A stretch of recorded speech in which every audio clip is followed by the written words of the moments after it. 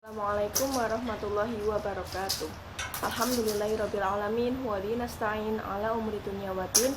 Wassalatu wassalamu asrafi anbiya'i mursalin sayyidina wa maulana Muhammadin wa ala alihi washabihi wasallim amma ba'du.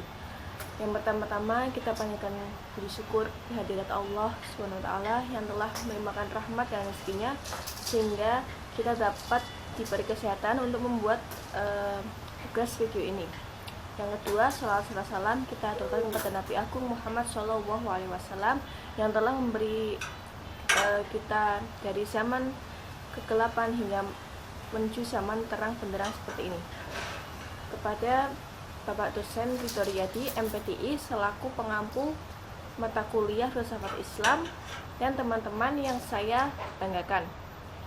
Saya mewakili kelompok 12 akan mempresentasikan makalah yang berisi tentang sejarah Abu Hasan Al-Amiri. Berikut makalah yang akan dijelaskan teman-teman saya. Assalamualaikum warahmatullahi wabarakatuh. Perkenalkan, nama saya Nur Wahidah, NIM 2119278. Di sini saya akan menjelaskan mengenai sejarah Al-Amiri. Nama lengkap Al-Amiri adalah Abu Hasan Muhammad bin Abu Dar Yusuf Al-Amiri Al-Naisaburi. Tetapi menurut Mona Abu Zaid, panggilan Al-Amiri adalah Abu Muhammad.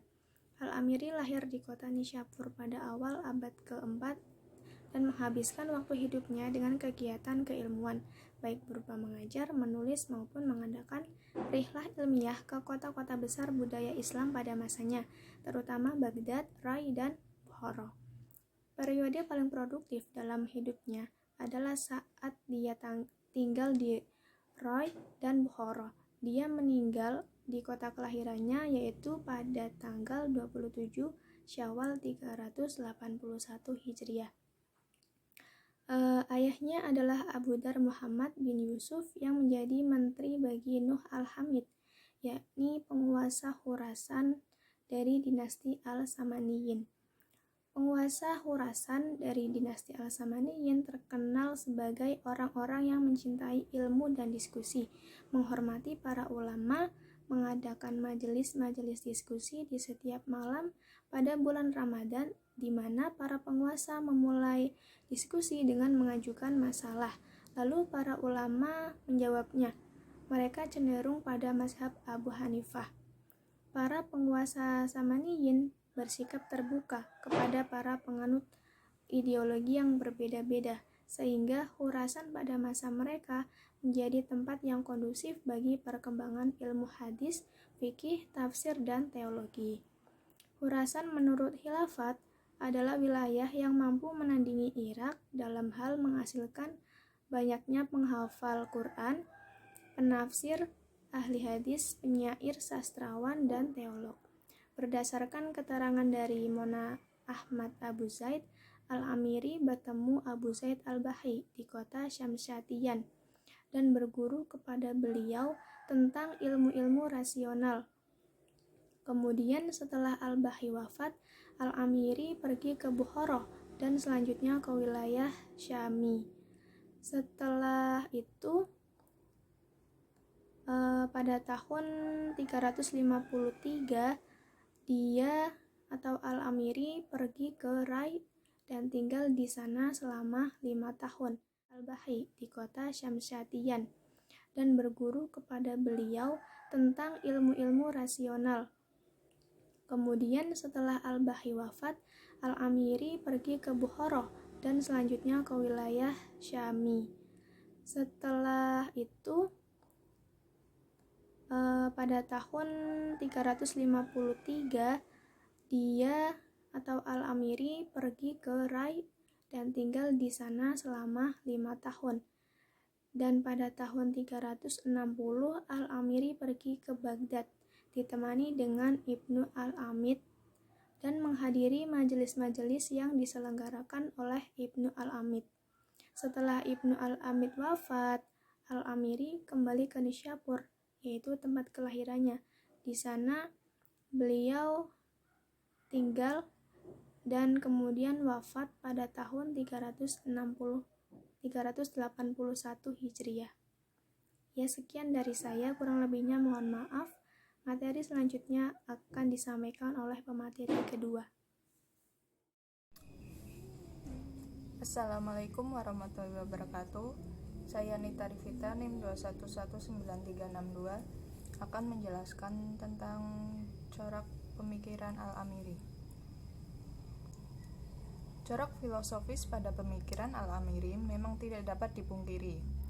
Khalifat menggolongkan Al-Amiri sebagai Neoplatonis Muslim, sedangkan Hurab memasukkannya ke dalam aliran filsafat Al-Kindi, karena Al-Amiri adalah murid filsuf dan ahli geografi terkenal, yaitu Abu Zaid Ahmad bin Shah al-Baqi. Dan al-Baqi itu adalah murid Al-Kindi. Al-Baqi adalah pakar dalam ilmu geografi. Beberapa pandangannya dalam ilmu ini jelas berorientasi Islami dengan konsep-konsep yang dia gali dari Al-Quran.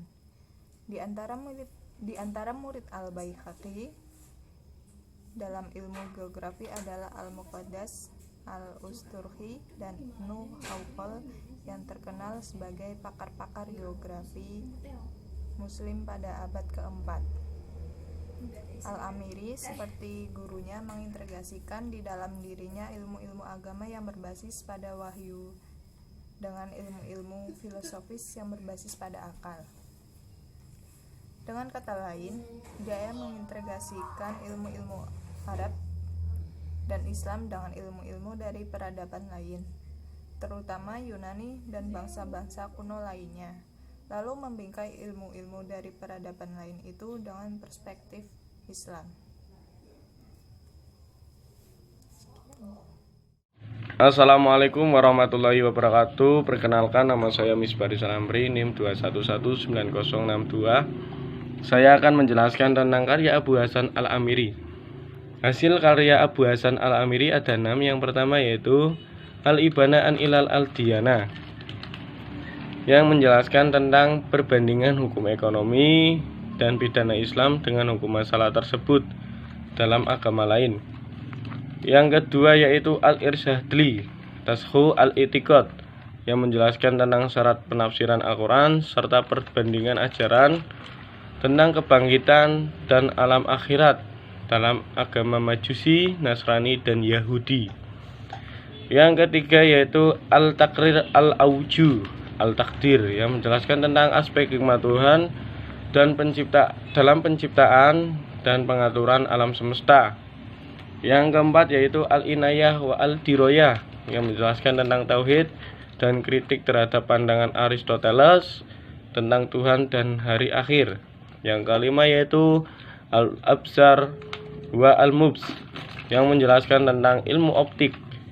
Yang terakhir yaitu Inqad Al-Bashar min Al-Jab wal Al-Qadar, yang menjelaskan tentang solusi masalah dalam teologi dengan menggunakan prinsip Aristotelian.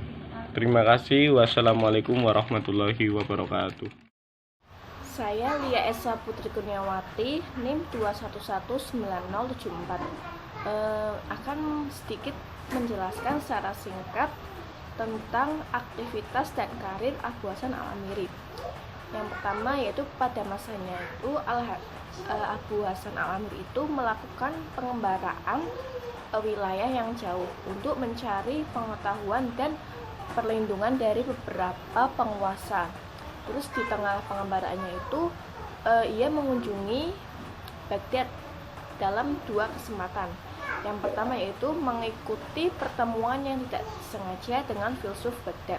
Terus yang kedua, perdebatan dengan Abu Sa'id Al-Sirafi. Ibnu Miskaweh menganggap Abu Hasan Al-Amiri itu sebagai filsuf yang sempurna karena buku Aristoteles itu dapat berkembang baik pada masanya.